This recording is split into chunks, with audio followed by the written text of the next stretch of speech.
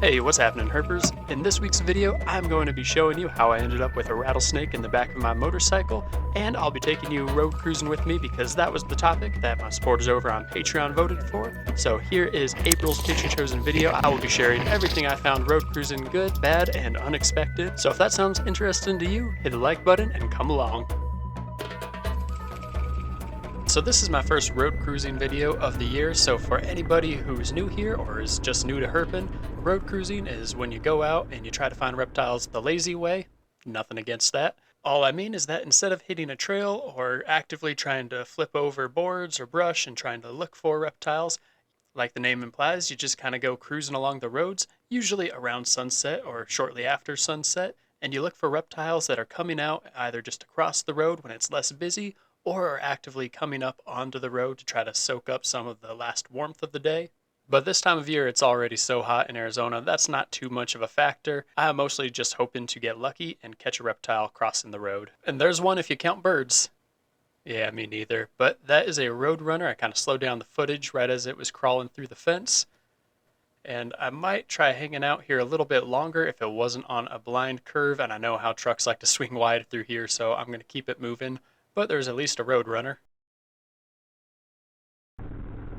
Oh, there's something in the road up ahead. Nah, it's hopping. It's gonna be a rabbit. Oh, there's two, one on the left and right. The one on the right's taking his sweet time. You're supposed to run. Oh, I was worried he's gone. There are good nights of Herpin. There are not so lucky nights at Herpin.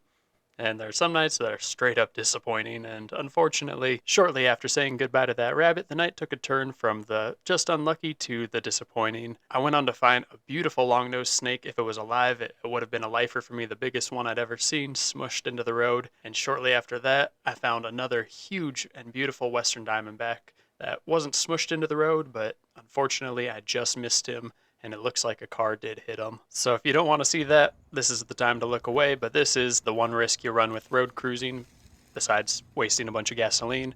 It's that, unfortunately, sometimes you aren't the first one to find the reptile. Somebody else's car, somebody less willing to stop, finds them before you, and you end up finding the aftermath.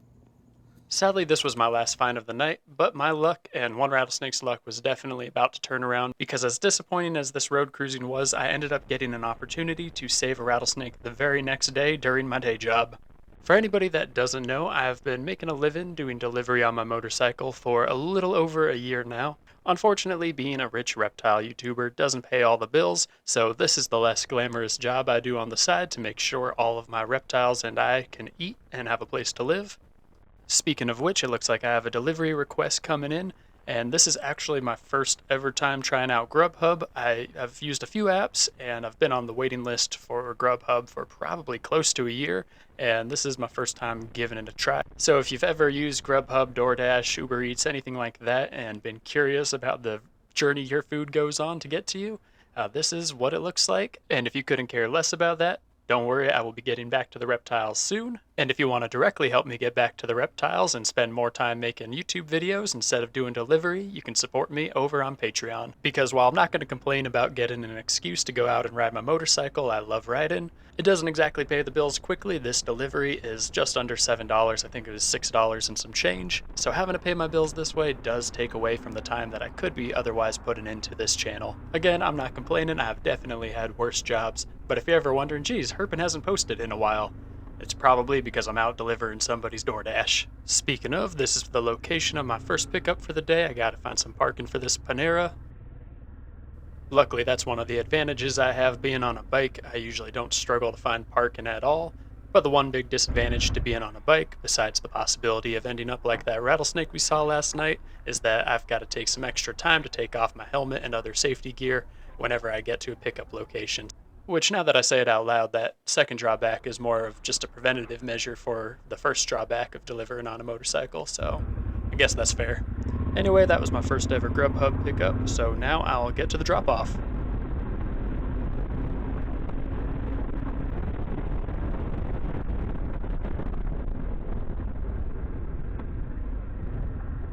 Let's see, I think this is the complex we are heading to, but it doesn't look like the GPS wants to take me to the building, so I'm gonna be casing this place for a little while.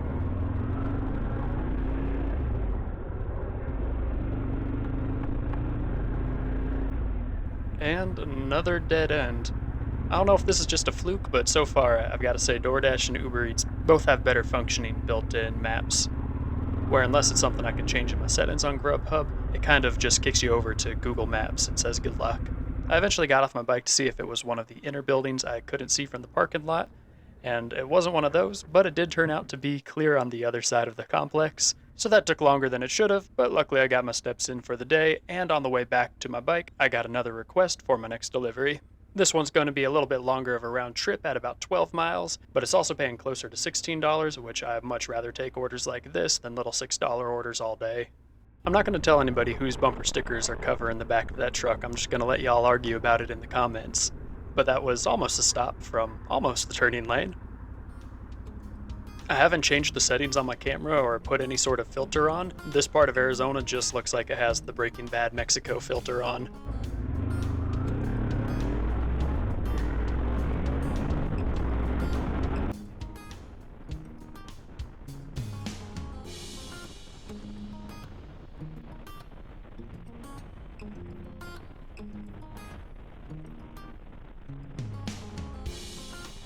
And here's my next pickup at the Wildflower that should be just right around the corner from here.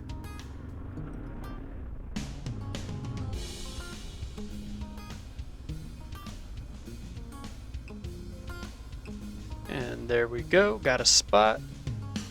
And they had their stuff together inside, they had the meal ready to go, so got a real quick turnaround and I can get this to the next drop off. And I think I'm clear, but so did they. Alright, looks like they're stopping now. Thank you for not hitting me. And hopefully that is the only near miss on my way to the drop-off.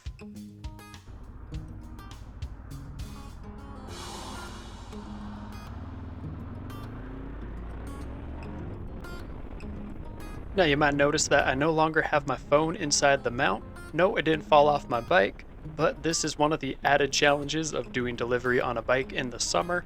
Usually around noon 30, about that time, it gets too hot to keep my phone on the bike mount because it just sits in the sun and bakes, and pretty soon it gives me one of those emergency shut-off warnings. So to avoid losing the app, I need to complete the delivery or GPS location when I get close to the destination. I will take a good look at the map before I get heading anywhere. And then once I'm within about 2 or 3 minutes of the destination, I'll look for a red light or a stop sign that I can pull my phone back out at and use to help me navigate that last mile of the delivery.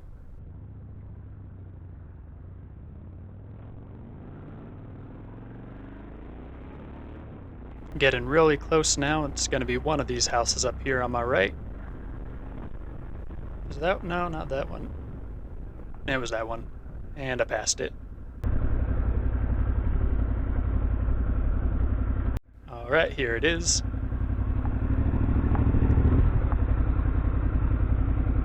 It's funny, walking up to some houses, the herper in me comes out, and I just start thinking about all the great or enticing places in their yard that snakes could be hiding. I even hear a water feature in this front yard that are infamous for drawing in all sorts of desert wildlife. I bet if you looked under some of the pots and other ornaments in this yard, you could find... Nope, can't think about the reptiles. Nope, gotta stay on mission. That's not what I'm here for.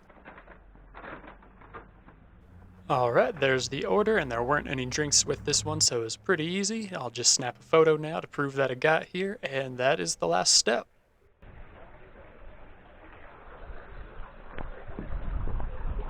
Now, I did complete other deliveries this day, but this was the last one I filmed in its entirety, but you get the idea of how these deliveries normally work, which is why I was so surprised when, for the first time ever, I had to cancel one of my orders on my way to go pick it up, because I saw a rattlesnake that was about to be killed. I was riding through a residential area when I saw a landscaper, which isn't unusual, but what is unusual is to see 3 of the homeowners standing around the landscaper with their phones out. It's usually a telltale sign that they found some sort of wildlife, so I did a real quick U-turn just in time to see that he did have a western diamondback caught. Really the worst type of tongs you could be using, but hey, it did the job, and it gave me enough time to talk him out of whatever his next step with the rattlesnake was going to be. I don't work with anybody, but Are you from the neighborhood? Kind of. I'm actually on I was just coming back from an Uber order, so I live around here. But You got two with you? not with me, but at my house, yes, sir. He wants it, Scott. I wouldn't keep him. I'm just going to take him and let him go out in the desert. As long as it doesn't come back. Absolutely, I'll take him far away. He's got a bag. We put him on his.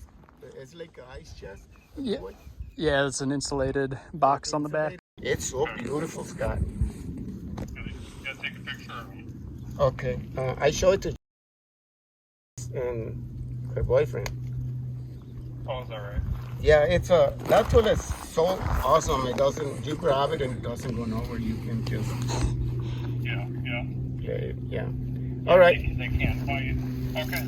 Oh, sounds good, Scott. Sounds good. Bye. Okay. Bye-bye.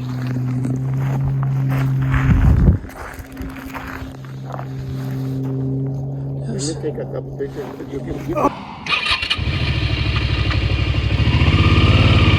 I've got a rattlesnake in the back of my bike. So in case you couldn't hear that, I was attempting to tell you that I have a rattlesnake in the back of my bike. Unfortunately, by this time my helmet camera had died, so I was just trying to get a little bit of footage heading out into the desert by holding my iPhone, but that meant I was riding with one hand and had to put the phone down a couple times.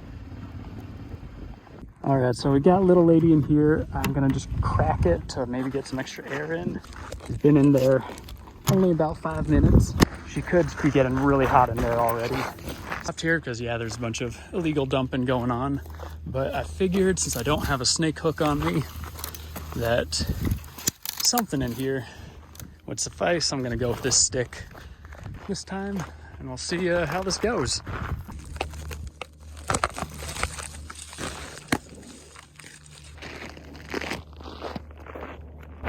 All right, let's check in on her. Hopefully she's doing all right. Just gonna pop that. She did bite the heck out of, I took out my food insulated bag, but I double bagged the insulation and I left one of the insulating layers and she pumped it full of venom. So I should be able to show you the bubble wrap full of venom. To help her stay cool, I did leave my soda for the day in here. I've been riding around for a few hours, so it wasn't quite like an ice pack, but it was something to help with the temperature in here. All right, she's a little too big for me to get her on the other end of this. Let's see if she will let me just hook her up. Oops. This stick might not be the way to go. Let's see if it's just enough to at least support her head. Keep it away from me. There we go.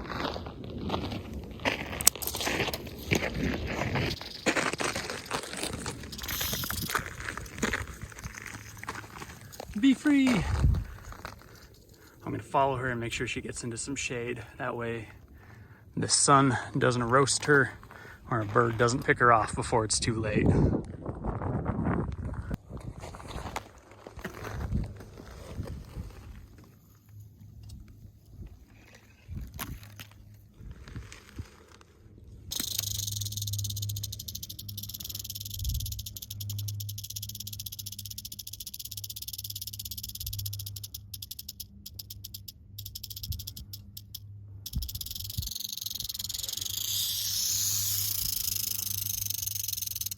Are you gonna be safe in there? I was hoping to get you all the way to the tree over there for a little more shade, but we've got all these brush piles or dump piles. I'm sure there's gonna be something that you'll be able to hide in. And it sounds like you're still pretty upset at me and you weren't a fan of the motorcycle ride. Well, if you promise me you'll stay safe and stay out of people's backyards, I can leave you here.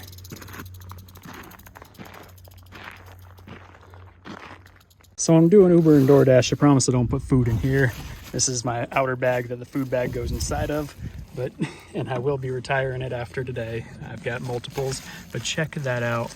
That is actually venom inside the bubble wrap, that yellow liquid from when I put her inside the bubble. My phone overheated while I was trying to show that to you. So I just kind of went about my way and started cleaning up things to get back on the road. And check that out. Venom even went through to the outside of this bag and deposited itself inside. Check this out if I can get some light on it. There we are. Might be hard to see, but that yellow is venom inside of bubble wrap. That is crazy looking. I wonder if bubble wrap would have any purpose in venom research for collecting like little single self-contained samples. I don't know, random thought with just seeing how well that bubble wrap actually worked to contain it. So I noticed that while I was cleaning up the back of the box after having the rattlesnake in it, and I think I heard the rattle twitch a little bit, and I think he has started to work his way over to the tree. So I'm gonna see if I can just say goodbye to him before getting back onto the road. And he started rattling as soon as I came over to let me know where she was. So polite of her. But check out that snake.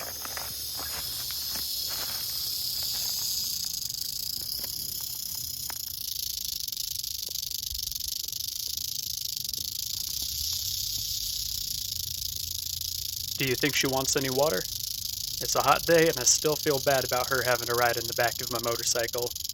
I'm sure it was better than the alternative, but let's see if she wants any water. Oh no, not the waterlogged rattle. If you've seen any of Spot's bath day videos or even Bojangles' bath day videos, I'm sure you've heard what it sounds like when their rattles get waterlogged. Can we be friends? Give you some more water? But if you haven't seen the videos about cleaning day for my rattlesnakes, then you just got a sample of what that waterlogged rattle sounds like.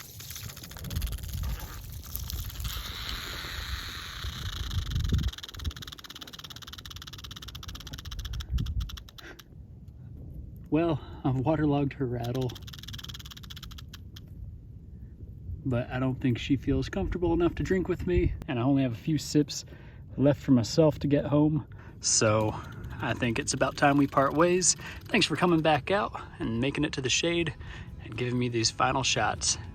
Anyway, that's going to do it for this week's video, which means I also owe all of my supporters over on Patreon a thank you for helping me keep this channel going and helping me keep these videos coming out as frequently as I do. Your support both means the world to me and makes it less likely that I end up like the first rattlesnake we found in today's video, just trying to pay my bills delivering Panera to somebody in Scottsdale. So with that, sincerely thank you to all of my supporters over on Patreon, starting with my head herpers, Allie Ward, Amanda Lynn, Deborah Torgerson, Jane Cabingirl, JCH, Lindsay Justice, Sierra Sicard, Tiffany H, Loki and Thor, and Wyatt Gilbert.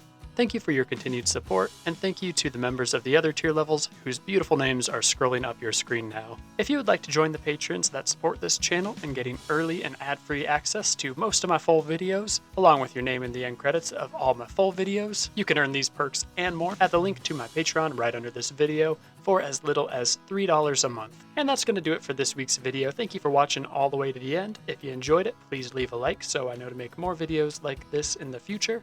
And with that, I hope you have a fantastic rest of your week. I hope you keep an eye out for and remember to brake for snakes in the road. I really hope you remember to tip your Uber driver, but most of all, I hope that you just keep herping.